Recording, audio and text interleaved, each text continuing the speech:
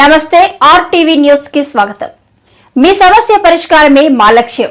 మీ సమస్యలను వాట్సాప్ చేయండి చాలు. 9492726238. మా వార్తలు మీకు నచ్చినట్లయితే లైక్ చేయండి, షేర్ చేయండి, సబ్స్క్రైబ్ చేయడం మాత్రం మర్చిపోకండి. అగ్ని బాధితులకు దాతలు దానధర్మ ట్రస్ట్ 50,000 ఆర్థిక సహాయం, 25,000 విలువైన సామాగ్రి దుస్తులు పంపిణీ. అగ్ని ప్రమాదంలో ఇల్లు దగ్ధమై సర్వం కోల్పోయిన రత్నకుమారి కుటుంబానికి పలువురు దాతలు అండగా నిలిచారు.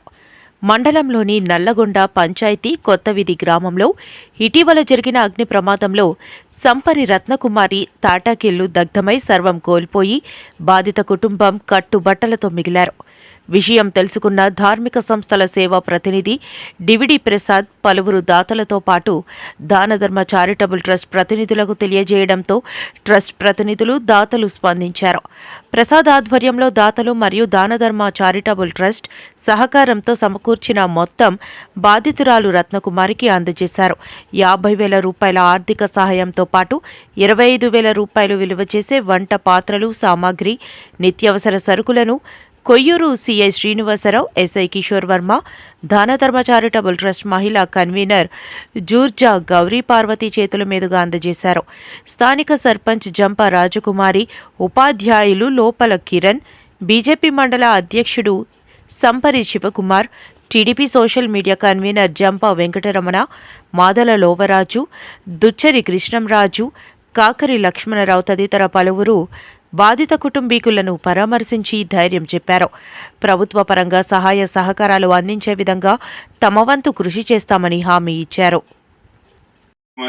మరి వాళ్ళ అబ్బాయి అందరూ కూడా మనోధైర్యంగా, మానసికంగా ధైర్యంగా ఉండాలని, అలాగే ప్రజలందరూ కూడా వాళ్ళు చేదోదవాదులుగా ఉండాలని కోరుకుంటున్నాం.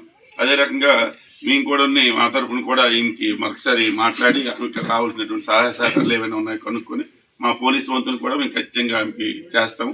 ఒకసారి మా ప్రెసిడెంట్ అమ్మ గారితో మాట్లాడి, ఆవిడతో కూడా మాట్లాడి, మా పోలీస్ తరఫున కూడా మా శాఖ తరఫున ఎంతో కొంత ఏదో రకంగా మా ఇండివిజువల్గా అయినా సరే మేము ఖచ్చితంగా సహాయ సహకారాలు ఆవిడకి చేస్తాం. అది ఇకపోతే ఈ చూసుకోవాల్సింది ఏంటంటే, ఈ రానున్న కాలం అంటుంది వేసవి కాలం, అందరూ కూడా జాగ్రత్తగా ఉండాలి. ఏమైనా శీతాకాలంలో కూడా ఇబ్బందులు ఉంటాయి. ఎందుకంటే కుంపట్లు పెట్టుకొని మనం పడుకోవడం గట్రా జరుగుతాయి. ఈ రకంగా చాలామంది బర్న్స్ కూడా జరుగుతుంది, మరణాలు కూడా సంభవిస్తుంది. మొన్న ఏ ఊరు అది అయింది, మొన్న అంతట దగ్గర ఒక ఆవిడ చనిపోయింది. మీకు తెలిసి ఉండదు మేబీ.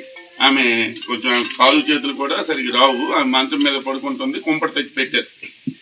అదే మంచం అంటుకొని ఆమె కాలు చనిపోయింది. ఇక్కడ అంతా 1 month బ్యాక్, ఒక నెల రోజులు క్రితం. అందుకు కుంపట్ల పట్ల కొంచెం జాగ్రత్త వహించాలి.